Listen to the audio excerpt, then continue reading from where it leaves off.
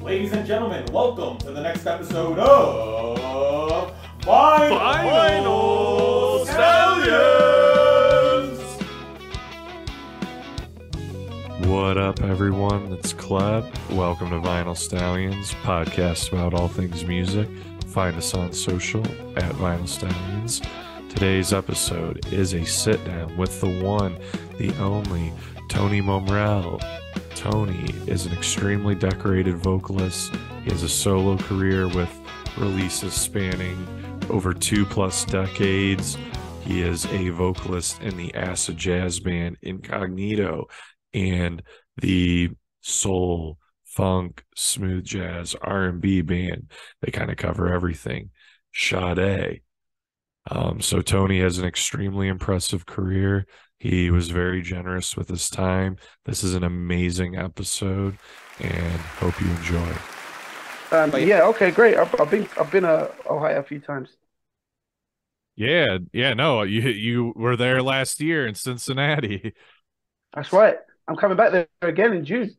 I will see you there. Yes. Okay, cool, bro. Wicked. Yeah. No, Yeah, man. no. So, Yeah, yeah, I love coming there. Club was able to Club. Where else did you see them at last year? In Detroit, was it? Detroit, yeah, it was back-to-back days. Yeah. Yeah, I think we're coming back to Detroit as well. But You're doing the same thing, Detroit and then Cincy the next day. I think so. I think this is because economically it's a good time to tour in the States because the pound is weakening against the dollar. So actually, when we do agreements in dollars, it converts quite all right into pounds. Nice. Whereas before it was really difficult when the pound was really strong. It was hard to do shows and try and connect tours in America because then the conversion rate, the taxations and everything else, it made it hard unless you did a bunch of shows. Interesting. So we're just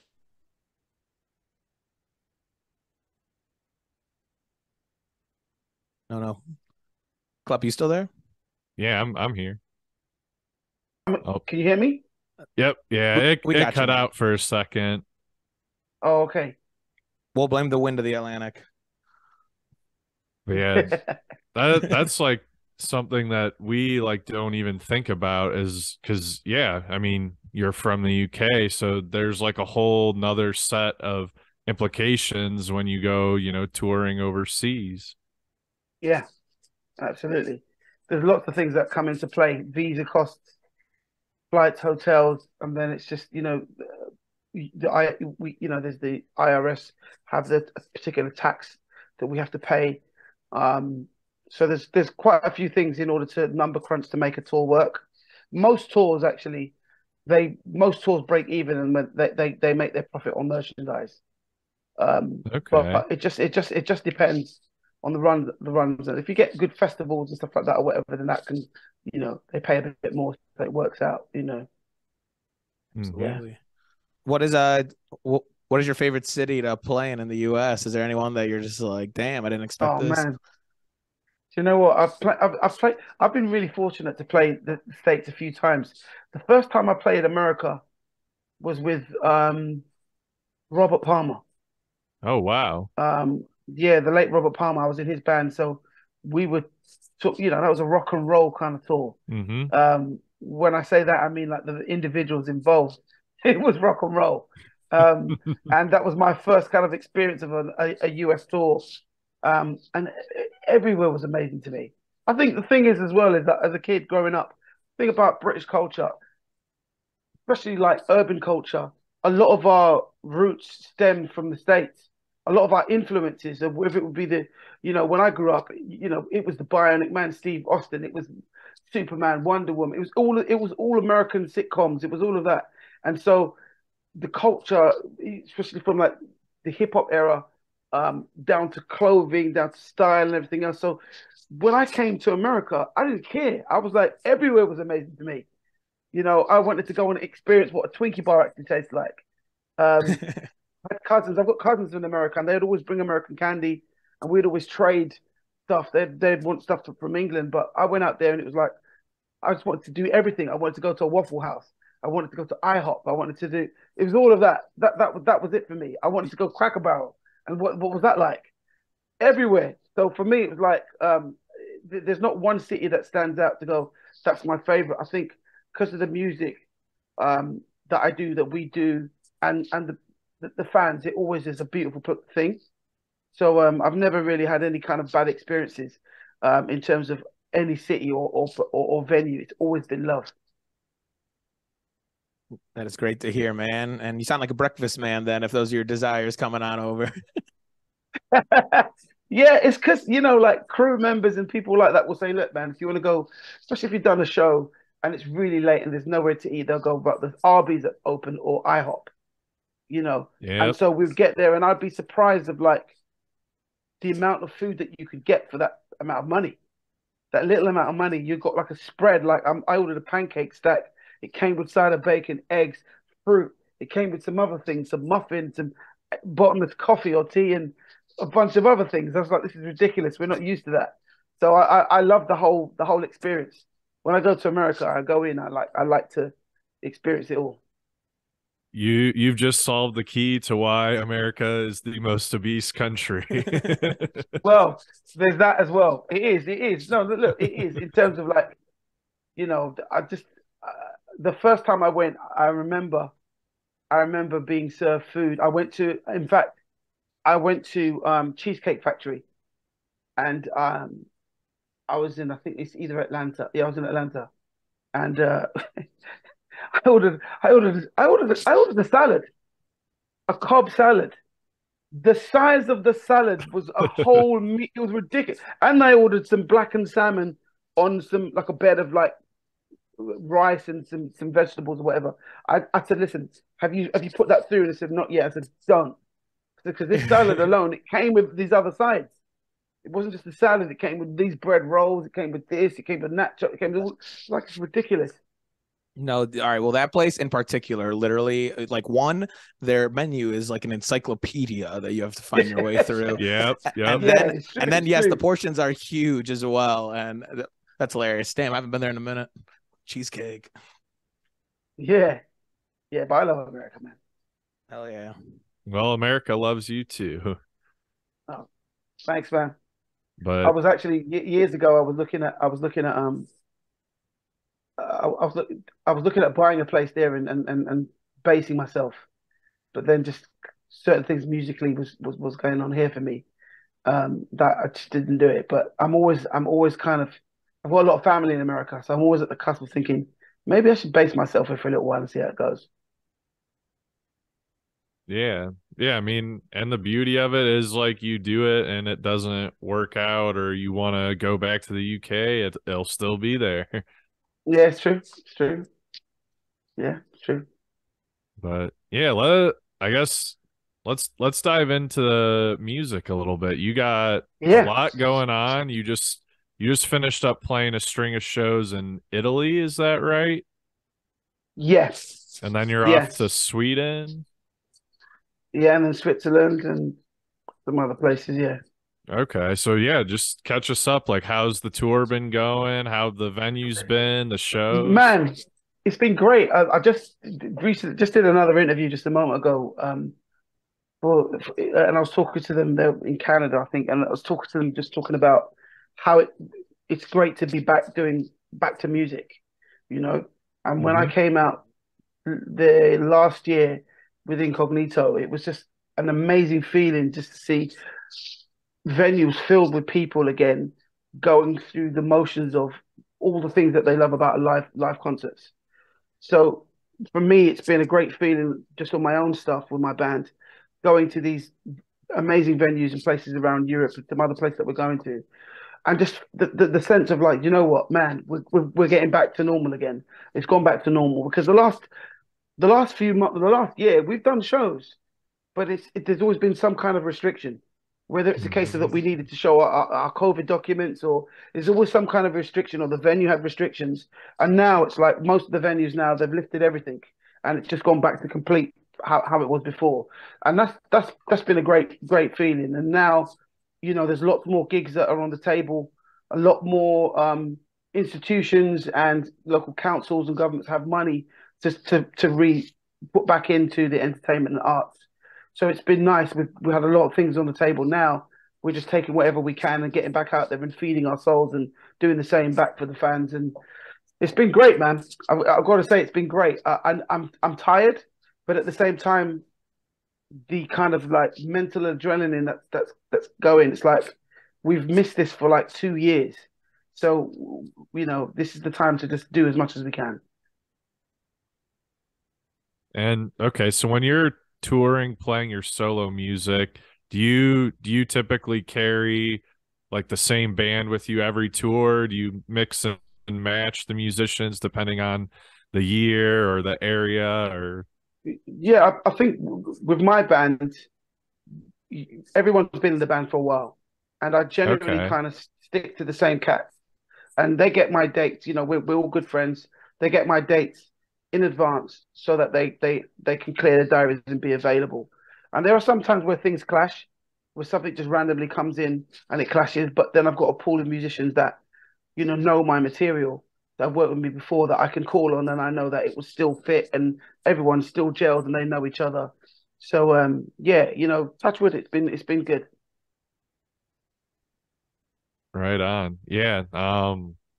Yeah, I mean, so I first discovered you, through your work with Incognito, but as like I heard your voice and just started reading more just about Incognito, who's all in the band and all that, like I started really getting into your solo stuff too. Like I think it's just as good. And I wanted to ask, like I heard on one of your Instagram live videos the other day, you had mentioned you might be working on a new solo album.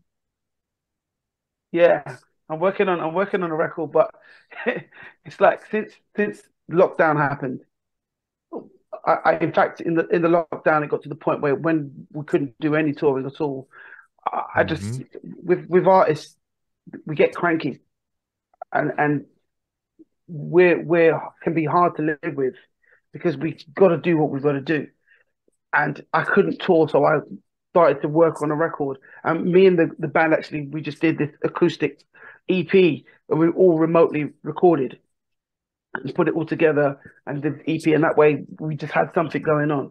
And since that time, I've been working on stuff for another album, but then there's part of me is like, maybe it's going to be an album split into 2 EPs, or it's going to be a bunch of singles that I'm going to drop.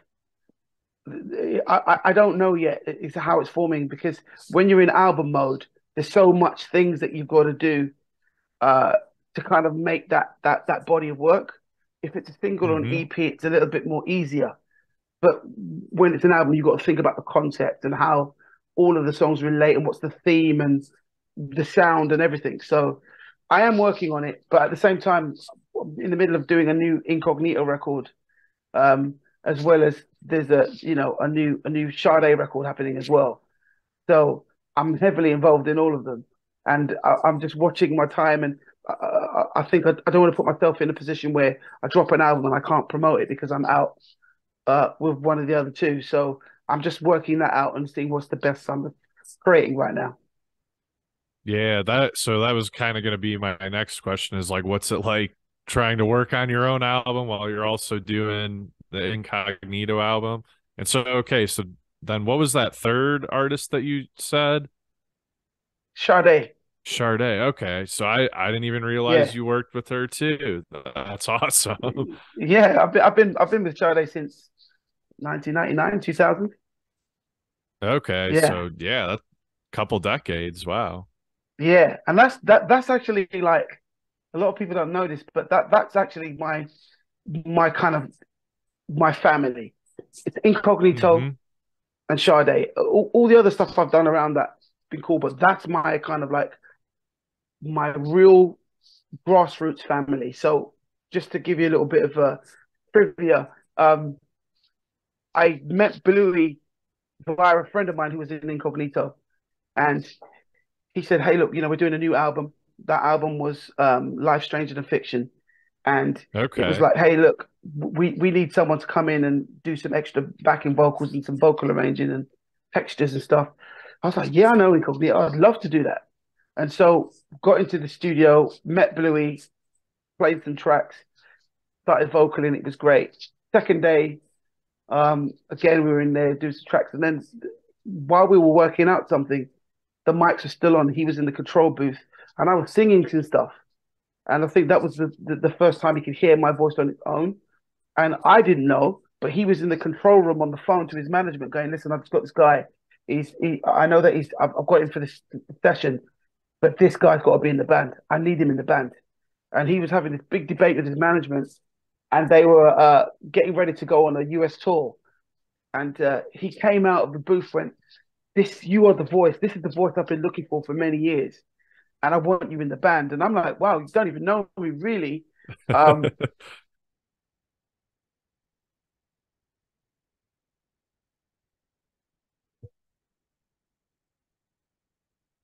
We want you in the band. We can't get you right now because you're about to go on to a US tour, and just for paperwork reasons, the visas, can't get it to happen right now. But as soon as we're off for this run and we're back, just please be available. I want you in the band. So I was very humbled by that. Here's the connection to Sade. Incognito went into a rehearsal studio to rehearse for that tour. In the very next studio was Sade, and she was auditioning for a new member of the band. And she'd been there for about 3 weeks auditioning, and she was on her last day, I think. And she bumped into Bluey, and they got talking because they knew each other. And he said, "I've been here for 3 weeks. We've got someone on standby, and it's been a struggle. I'm trying to find the kind of right voice." And in the back of his mind, he was like, "Okay, can I see the list of names that you've got?" Which she showed, and then all the list of names, and he went through all the names with her, and he went, "Look, the guy that you want, his name isn't on the list, and he probably wouldn't even know about this audition, but I want him for my band, but I can't get him at the moment, but this is the guy you need." And his name's Tony Momrelle. Here's his number. And she felt so compelled. He was like, you've got to call him now. This is the guy, I'm telling you. If you want him to sound like you, he'll sound like you. You've got to call him. I was doing some grocery shopping.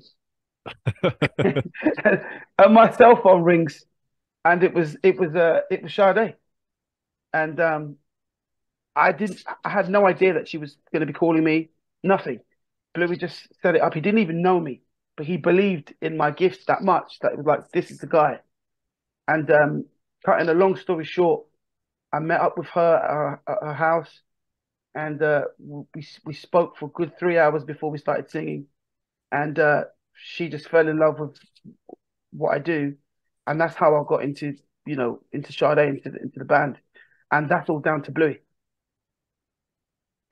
That's such a cool story. Yeah, just grocery shopping, just get a call out of the blue. Yeah, and that's my foundation. So that's why I say, like, Incognito and Sade, they're the two things that I'll bounce between and give my priority to. Okay. And everything else is like, yeah.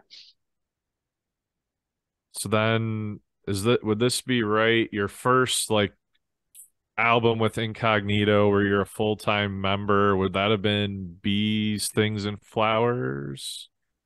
Actually, so I joined when the Who Needs Love album. Okay, so that yeah, Who Needs Love album, and then from there, I believe it was 11, then Tales from the Beach, then Bees, and then So I've done about, I don't know how many albums now, like 13 albums or something. Yeah. Okay. Yeah. So I guess the only ones you really weren't on were the 90s ones. That's it. That's it, basically. Beneath the Surface, I wasn't on Tribes. I wasn't on 100 Degrees and Rising, stuff like that. Those were the early stuff. I was still in school. Okay. I was gonna say, were you into Incognito back then? Did you know about the band?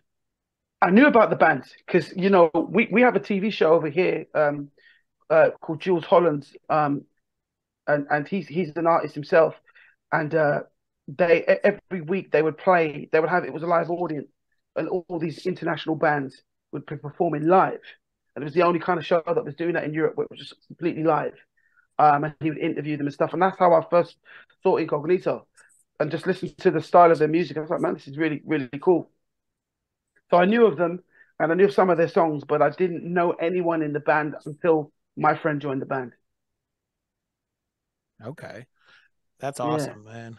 And and then I got a question, I guess, from way back when and when this all started for you. I mean, those compliments from Bluey and Sade and are like huge and like, but it like, so when did you find, I guess, your voice? When did you find this talent that you had? Have you been doing this your whole life? No, I mean, I guess from a young child, I was singing, but that wasn't really like my kind of go-to thing. My thing was actually I was an MC. I was in a group, like I was saying before about the influence of American culture. So when that, as a young kid, there was everyone like Michael Jackson and stuff like that. But when I started hearing Beastie Boys, Run DMC, and stuff like that, and Master Ace and Cool Mo D, Big Daddy Kane, that was the era of everyone wearing shell suit tracksuits, body popping, lino, breakdancing, graffiti. It had everything came in under this one genre, and so for me, I was like, that's what I wanted to be. So I grew up like just hip hop all the way, and I was in some groups and stuff like that. So the singing thing didn't really kick in until I was about 18. Wow. 18 is when I started to kind of like really like I guess music and songs. And back in the day, I was like, man, that's all these guys singing I'll Be Sure and all the New Edition. I was like, man, that's rubbish. For me, it was like, oh, I'm a rapper. I'm an MC, man. I'm strong, hardcore, and that was my mind. But little did I know, later on, I started to really start to fall in love with the gift of song and melody and the way that you could convey lyrics, a message in a different way. And friends around me and everyone was like, oh, but you could sing. You've got a voice. You could sing. And I always was like in doubt. And then I think I took the leap, let's say, when I was at my church. I joined the youth choir. And I thought, well, that's a great way for me to kind of learn to sing. I'll join the youth choir and I'll be amongst other male singers in my section. And that way my voice is hidden and I'll be able to learn. And the choir leader heard my voice and said, yeah, you're singing solo on Sunday. So the pressure was on. Yeah, but from then I fell in love with it from then. So from the age of like 18, I'd say. Dang, that's that's old for. I mean, dude, your voice is so captivating. I watch so many just. Oh, thanks, man. Yeah, I mean, just like so many in studio things on YouTube I just come across, and now it's just feeding me them, and I can't help but just get fucking captivated every time one of your videos pop up. And oh, thanks, man. Thanks so much. Yeah, of course. Oh, hey, we're glad you joined that choir, my friend. Yeah. Yeah, thanks, bro. Yeah, it was an interesting time actually, because when I started to really get into vocals, I had a 9-to-5 job. When I left my hip hop group, we were doing support shows for like Public Enemy and some other groups that came to the UK, and we were doing a bunch of things, for radio and stuff. And it just got to the point where we needed to make money. So you're getting older, and it's a few of us. We were in the group from the age of like 14, and then you turn like 18, going to 19. It's like we need to make money. We need to get jobs. And so that kind of like broke down a little bit. We're still together, but then I was trying to figure out what is it that I wanted to do. I'd done it for a while. Then I thought, you know what? I'm going to get a job and focus on building some form of career so that I've got something to fall back on, which is what I did. And I got into marketing. And that's kind of where I was for a few years. And the music thing, I still was doing it, but then I just transitioned into singing and singing with the choirs and singing at church and stuff like that, and just did that. But I never really kind of made that decision, to go, right, I'm going to go full time and pursue my career as an artist, which I knew deep down that's what I wanted to be. But I felt, well, I'm also good at sales. I'm also good at this corporate job. So let that be the foundation for me. But a friend of mine who actually had an agency, he called me, reached my office and said, hey, look, I've got a session and I'd love you to do it. I said, I don't do that anymore. Like, I'm a marketing executive. I work for a computer company. I'm selling this and that kind. That's what I do, and I'm making my money, and I'm good. And he's like, no, this is an easy session. As a matter of fact, we can work around you. We can do it on the weekend if you want. And I was like, okay. all right, tell me a bit about him, you know. And he just gave me the basics and said, listen, it's easy. I said, look, are you going to be there? Sure. And that was my kind of first recording session, by the way. Um, and I said, all right, cool. I went down there on, I think, a Friday evening after work. And it's a studio called Olympic Studios. It's a studio that U2 used to use a lot, and a lot of other kind of real famous bands. It's no longer there anymore. But I went to Studio A, opened the doors, not knowing what the session was or who I was doing it for, and sitting on the couch with her producer was Gloria Estefan. Oh wow. And yeah, I didn't say, oh wow, I was shitting myself. And I thought I was in the wrong room. I thought I was in the wrong. So I was literally like, oh, I'm so sorry, like so sorry. And it was in it because she was just sitting there with a producer in this massive studio, and I was like, and I was close to the door. And I went, no, you're Tony, right? And I went, yes, I am Tony. Because yeah, you're part of the session, and some of her team came out and said, no, you know, you're one of the singers. There's some other singers that are going to be doing it as well. And I was like, whoa. And I'm like, this is like Gloria Estefan, and she was doing the song was Reach. It was for the Olympics, and you know, I loved it, and I thought she likes me. She liked the vocals and everything else, and we started to do a bunch of things. And then I said to my friend, hey, look, you know what? If you got any more of those sessions, you could give me a shout. I'm happy to do them as long as they're, you know. And what happened was the moment I started to get on TV, my companies, you know, the colleagues and the bosses and that saw me, and they were so in my corner. They're like, hey, listen, this is great. You know, if you want to take it as holiday or whatever, go ahead and do it. And then as time went on, I just thought, you know what, this is what I want to do. I was getting so many calls from people for session work and stuff. I thought I must be good enough. And then I just made a jump and quit my job and went for it full time. And yeah.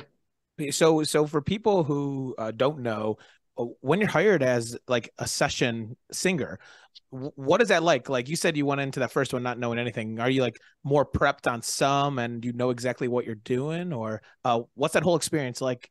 Okay, so usually what would happen is if they book you for a session, what would happen is just because of protection of data, they would never really reveal or tell you what the song is until you get there on the day. You know, and because back in those days, especially, things got leaked quite quickly. And so you would never know until you arrive on the day. You'd have to do an NDA disclosure, and that you're in that room. You can't talk about it. Get on with it. And it would be literally whoever was producing the track would then go through the section of the part of the song, what you'd be doing, and they'll teach you the part. And it was about gelling, bonding, and that's how the kind of sessions would work. And yeah, it's a nice, easy process. And you know, I think because it was enjoyable and it was seamless fun, it made it easy for me to settle in. And I think because I came from that church background of singing intricate stuff, the other stuff like doing the pop stuff or the other recordings was actually a lot easier. So that's kind of how it works. Okay, yeah, that's very interesting. I would never have guessed that, like, whole component with the NDA and them not telling you anything ahead of time. That's super interesting. Yeah, that only work like if it's somebody that you've worked with for years and they've gained your trust and they know that you know you're a solid person, then they'll send you something. But 9 times out of 10, if you're getting to do any kind of recording session, even now, they'll call you up, they'll give you the dates. They sometimes don't even tell you who the artist is, and then it's like, this is the studio, and when you arrive is when they'll go through everything. That's wild. That's wild. Have you ever thought about making a hip hop album? Has that ever been in the back of your head?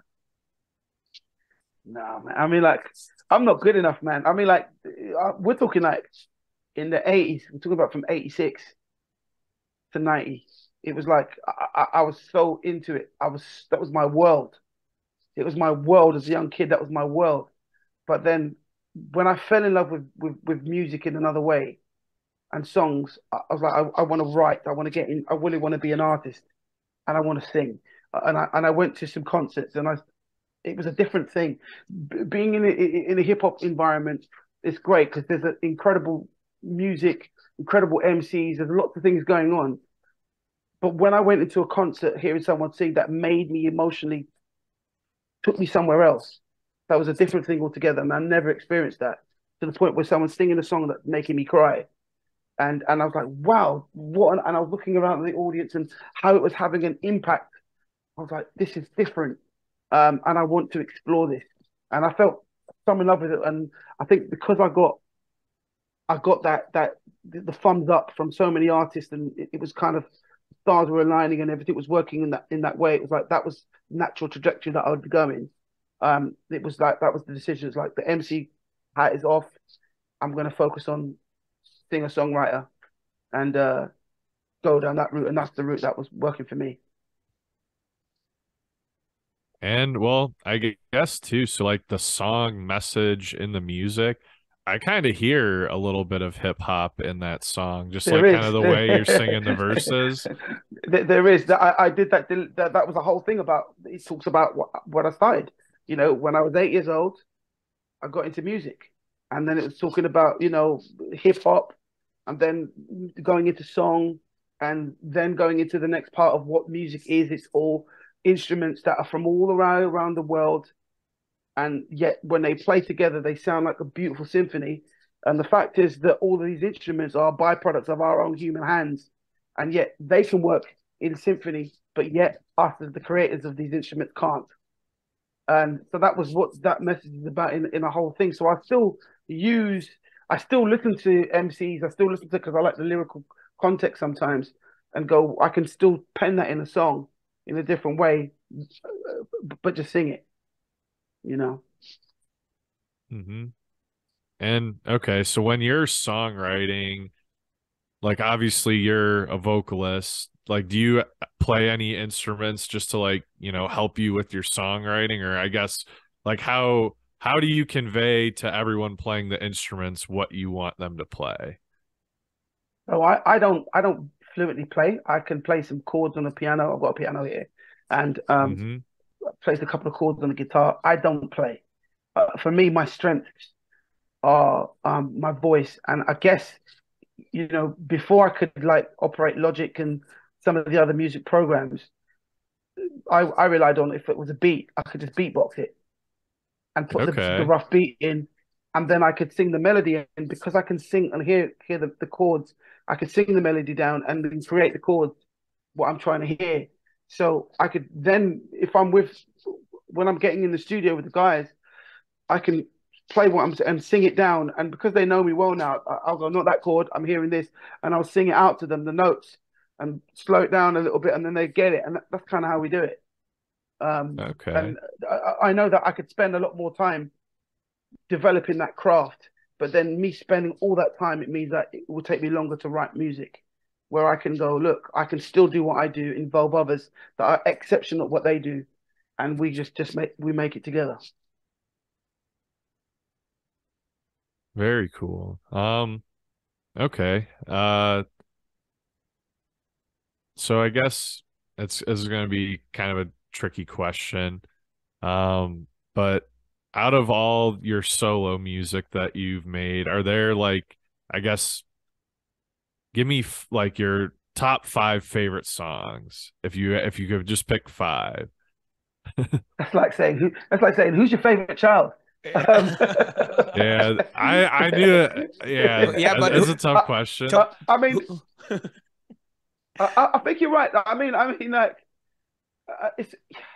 I was gonna say who So you leaving the house to in the will, I guess, is the question. yeah. It's like, I think. All right, let me say this. I'll say this much, that if we go, so on my Fly EP, Fly and Spotlight are two kind of like songs that I love. Fly has got an edgy feel to it, and you will hear some kind of thread of hip hop, whether it's the way that I'm scanning the lyric or the way that I'm writing something, and the flow of it. And those two songs are definitely in there. Then Keep Pushing, the album, the actual title, Keep Pushing, title track with Talib Kweli on it. That for me again is a a real kind of positive song about no matter how hard or how things may be, you just got to keep pushing. In that particular record, every song relates to momentum in some way, right? So keep pushing. That song is one. I think Remember it's hard, man. I'm already at 4. Remember is another one on the Best Is Yet to Come album. I Can't Live Without You. Oh man, I don't know. It's hard. It's really, really hard. That's a great question, and no one's actually thrown that at me. But I genuinely get that when I do shows and I'm selling merchandise, and fans come up and say, "Which is the best album?" And I literally say to them, "Well, who's your favorite child?" You know, and they stop, and I go, "You see, look, you see, you got to think about it, right?" I said, "I don't know. I love them all. I love all my, these are all my babies. So whatever one I'll be happy with, and I'm hoping you'd be happy with." So yeah. Yeah, and I mean, honestly, they all kind of have like different feels to them. Like the Message in the Music album, like that's super jazzy, and like Yeah. there's like a lot more instrumentation in that one, whereas like Best Is Yet to Come, that one's like super soulful, like way more of like a R&B feel. And then like you said, Yeah. like the Fly EP has lots of hip hop elements on it. Yeah. So yeah, I guess So from like the other side of the coin, it depends on what you like. yeah, I think you know what I've always been that type of eclectic artist because there's lots of things that I like, and I can't put myself in the box to say this is what it's going to be. 'Cause there's always going to be different extensions of what I like and what's influenced me, and you'll hear it in some way or form in my music. Um, and I don't want to follow the kind of I don't want to follow that trail that a lot of people do, artists do, where it's like, I'm doing this, I'm an R&B artist. For me, it's like, if you want to call me jazz, call me jazz. If you want to call me soul, call me soul. If you want to call me more commercial, call me that. Because there's all of those hats that I've done. And I think because I've been very fortunate to work with a lot of these artists when I was doing the backing vocal stuff, um, I learned about the pop sensibility of writing a song that's got commercial viability, as well as working with the Incognitos or working with some of the other acts and going, there's a bit of me in everything. And I want to write songs that the everyman can listen to and may not know the lyrics, but they know the melody to the chorus, or they might know the chorus lyrics, or vice versa. That's what I've always wanted to be. And it's worked because for me, it's got me on different platforms in terms of radio and streaming. Because all the records in some ways are different in some ways. So that's helped me greatly. And then I've done a lot of things with my remixes, especially for the Soulful House side of things. And I always do a lot of collaborations with Louis Vega because that's another market, another genre where it's big in certain places, and it's like, again, that's worked and it's kept me busy. So yeah. That's awesome. Do you have any artists, like other artists that you've been listening to a lot lately, or ones that you really hold in a strong rep that you can shout out? Because this is where I love finding out about new musicians and artists as well. Yeah, I think like, you know what, I've been listening to like, it's funny because I don't listen to music that much, like, because I'm always like touring or doing stuff. I see a lot of these artists that are friends at festivals and stuff.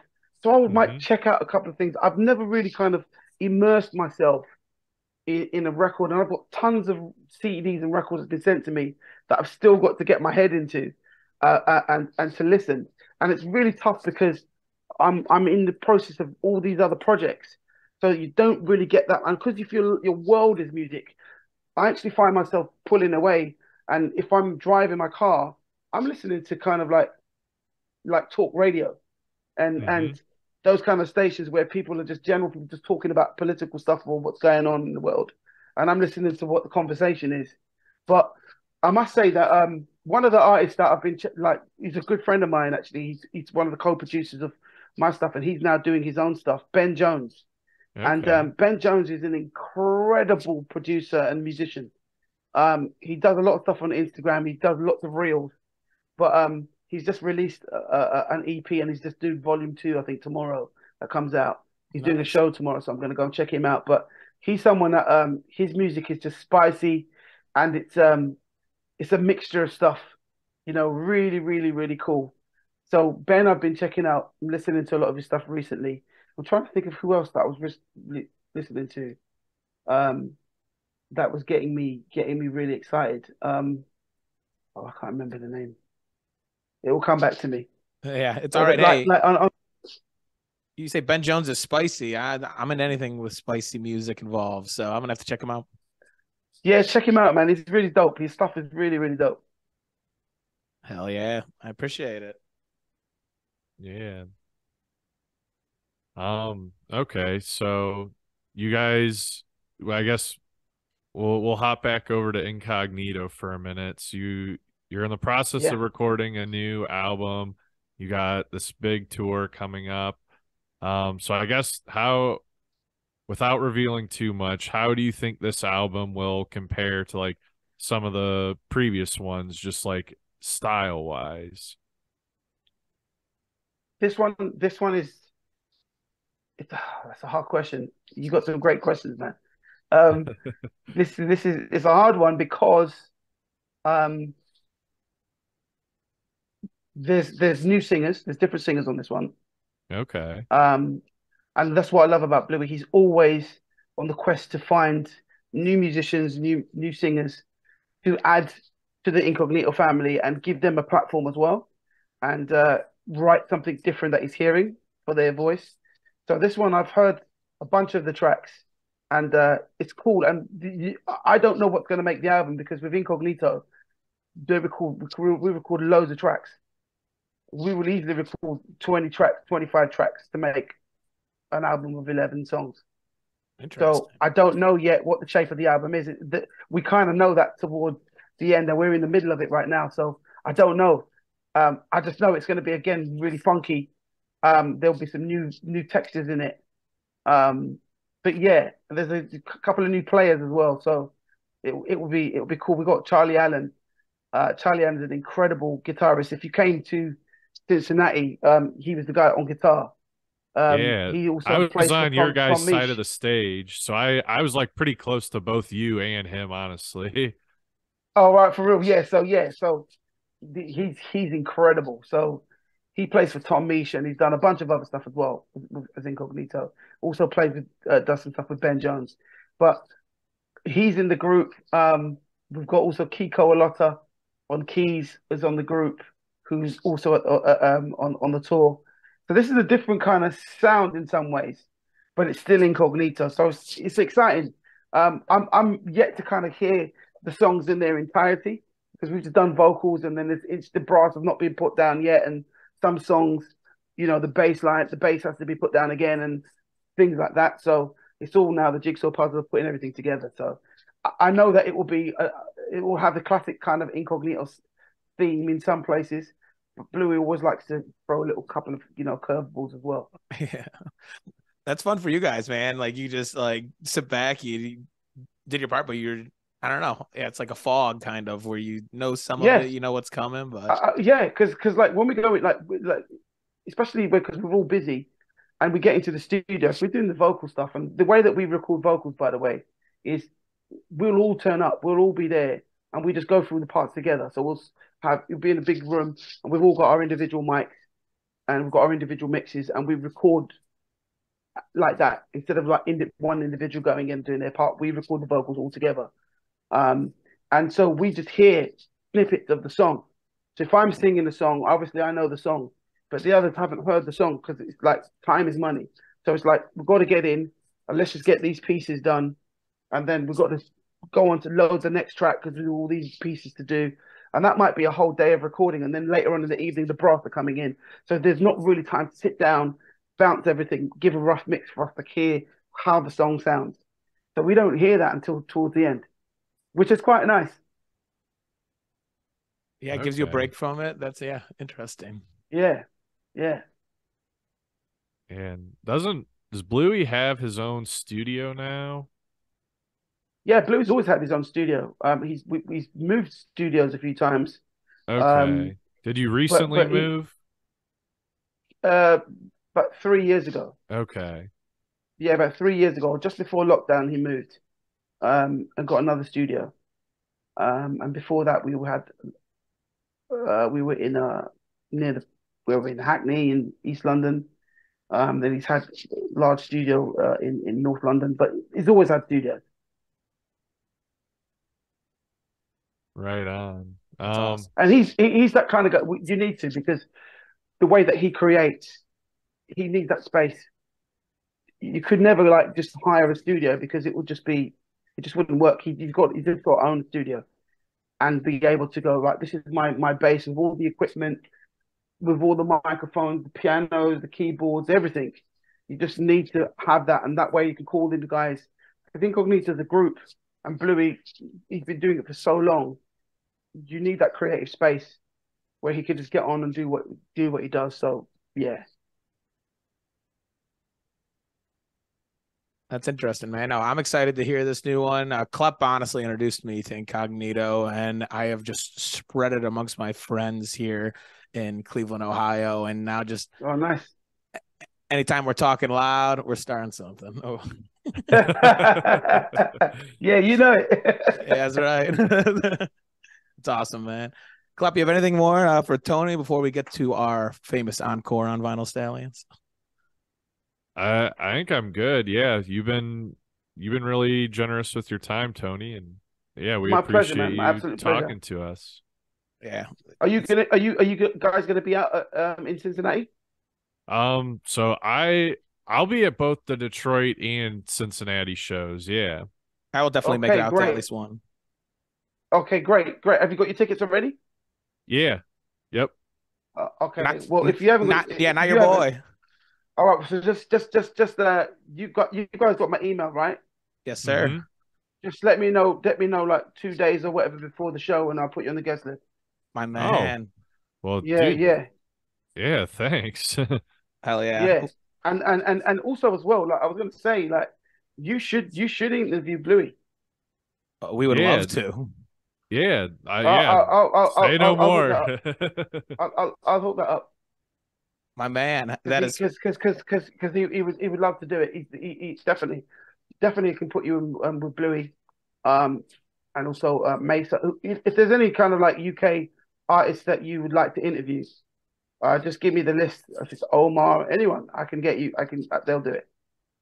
Dude, there's no one we wouldn't interview. We just love talking with people about music. Like that's really the whole essence of our podcast, is like we just find people that are involved in music somehow, and if it's somebody whose music we like, even better. And we just shoot the shit. Oh man, yeah, Bluey would 100% do it. Hell yeah. 100%. Yeah, hell yeah. 100%. So just let me know when you want to do it, and I can connect it.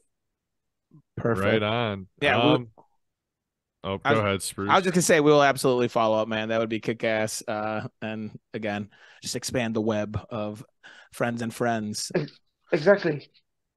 But yeah, Klepp, you want to give Tony our encore question? We always end with this one question, Tony. Oh, here we go. Stretch out. It's going to be tough, because I mean, someone like you who's been to a ton of shows, you're going to have a vault to pull from. But the question is, what is your most memorable concert experience? And this could be like good, bad, strange, cool, like just what concert experience has stuck with you the most? Could be one you're playing, attending. And I guess if you got more than one, just share what you got. Memorable concert experience.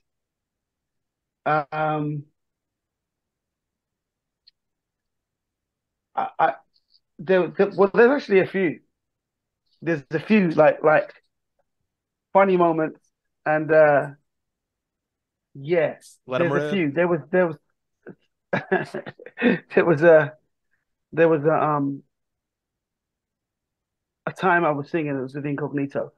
I can't remember what country we were in, but was on stage singing, and this lady decided to let me know that she really liked me, and by revealing that she had no underwear on, and I'm singing like "Labor of Love" or one of them songs, a ballad, and I'm just scanning the audience and just singing, and I do a double take, so I'm singing like Like, singing, slow and I do down, that, take like, it thing. easy. Exactly, slow down, and I was like, and literally, I went, what? And I just carried on singing. And the rest of the guys, and I turned around, some of the guys knew, but that was it. Yeah, I completely messed up some of my lyrics Oh my because it was God. kind of weird, Uh, yeah, I've had some funny experiences. I've had some amazing experiences. We were when we were out with Sade, and the beautiful thing with Sade is because she doesn't tour that often. So there was so many people that would come out to the shows, but more importantly, I've never been to any concert where I've scanned the room and I've seen so many celebrities. And so, like Denzel Washington, everyone, P. Diddy, everyone was out. And that was a freakish moment. And I think one of the ones that caught me most was meeting with Bill Withers. He came Wow. out to a show, and he didn't at that time, he wasn't really going out much. He didn't go out to shows and stuff, and he came out to that show. And I remember, because after a song, we'd set up immediately for the next queue up for the next song, and then the microphones are gated so that the audience can't hear. And if we need to communicate with our crew or say anything amongst each other, we've got 20 seconds. And someone said, "Hey man, I think I've just seen Bill Withers on the third row to the left." And the light comes up, and it's like, let's say we're singing "Your Love Is King" or something like that. The lights, bam, and I looked round, and I remember Sade looking around and going, "It's Bill Withers." And that was an amazing experience because he was an incredible artist, and I got the opportunity to meet him after the show and really Oh, wow. engage with him in conversation. But there's loads of I can't tell you one memorable moment because there's been loads. That every time I do a show or we do shows, we take things in. There was one funny moment actually. We were playing at this gig. I was doing this massive, was it a festival? I can't remember, with my stuff, and it was doing a million ways. And for whatever reason, I think this gig, it was like imagine Cincinnati, where you're quite close to the stage, but it was a massive venue, and the level of the stage to the audience was quite close. I loved it, but a fan, hit one of the buttons on my keyboard, keyboard player's keyboard. No. Oh, So when he was playing the song in a different key, and everyone was looking around like that, and I'm singing like that, and I'm like, what?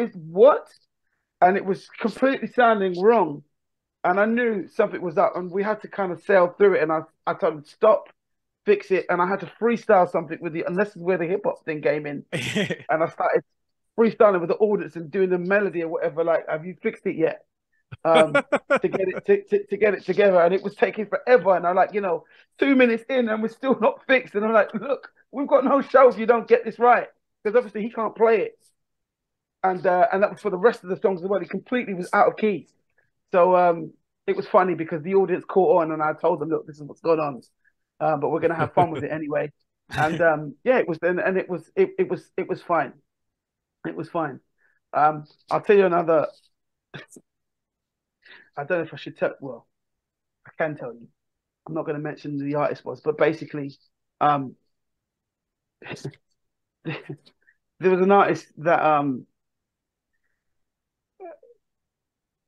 can I say it? Well, there was an artist that was doing a show. Actually, it was kind of like this charity kind of benefit, and he was getting on stage, and it wasn't actually him. It wasn't actually him. It was more embarrassing because it was the person in front. So there was a comedian that was opening up, and then this artist. But we were all there together, and this comedian was talking, and no one was interested. No one was giving any kind of. They were just talking amongst themselves, having food and drink and whatever. And the guy said, "I hate doing these kind of things." He came backstage, "I hate this kind of stuff." And you know what happens when 8 o'clock comes? Everyone's quiet because then the main act, which I guess is you, is going to come out and so forth or whatever, right? 8 o'clock happens, and it gets dead quiet, and we're like, "Oh shit!" This guy, comedian, he gets really upset, and he ran out on stage and hit the mic and said, "Listen, it was a charity benefit. You people, this is what I do for a living, and you don't have no decency to come and just at least acknowledge me, but you don't. But because 8 o'clock's coming now, and now we're gonna get to the main event, I suppose. Well, here's the main event." And he turned around, pulled his trousers down, and gave a big moon, right? Security came, rushed him off the stage. And they said, "What the heck are you doing?" or whatever. And he goes, "I'm fed up." He goes, "That's not why they were quiet, man. It's because someone died last week and we were given a moment of silence." Oh my God. Oh. Holy shit. That is fucking insane. Yeah. So oh my God. Yeah, that was and the thing was man, I couldn't stop laughing. I couldn't stop laughing. I couldn't sing. I could not stop laughing. So yeah. Wow. You cannot make that up. You cannot write that in a script right now. Exactly. Yeah. Oh my gosh. That has got to be one of the most interesting concert stories we've got. Yeah, it was very embarrassing. And it's funny because even though it didn't happen to us, it was just an embarrassing moment that you just cringed. It was like, and especially when you found out that they were giving a minute silence for someone that passed away that was part of their community. Oh my gosh. Interrupted by a full moon. Yeah. Yeah. Stars terrible. align. Wow. But yeah. But That's that's one of my stories. We appreciate you sharing. And again, Tony, it was an absolute pleasure being able to chat with you. Thank you, my man. Again, very generous with your time and just an absolute, just great conversation all around. Like we could not thank you enough. Thank you so much. I look forward to meeting you both in person when we come out to the States in June. Absolutely. We'll definitely follow up, shoot you that email. And yeah, like I said, Detroit, Cincy, we'll be there. Thank you so much. And everyone else listening should get out there as well because, again, Incognito's got that new album coming out, man. And it's Clap called me, I think, when you guys announced your tour last year. He's like, "They're fucking coming to the US. Let's go." And was just freaking out. Oh, cool, man. And that Detroit show was seriously off the hook because I've been to that venue before and that place had like electricity like it does not normally have. Like that lawn is normally empty because they don't sell enough seats where everyone has a seat. That lawn was packed for that show.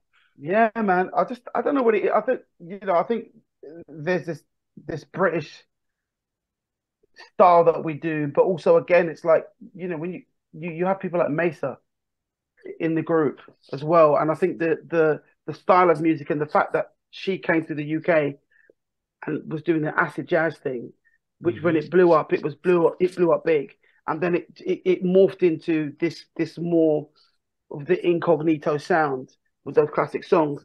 People just, especially in America, man. I mean, we everywhere we go, there's mad love, but there's just something when we come to America, it's crazy. It's crazy, and this is why we love playing there.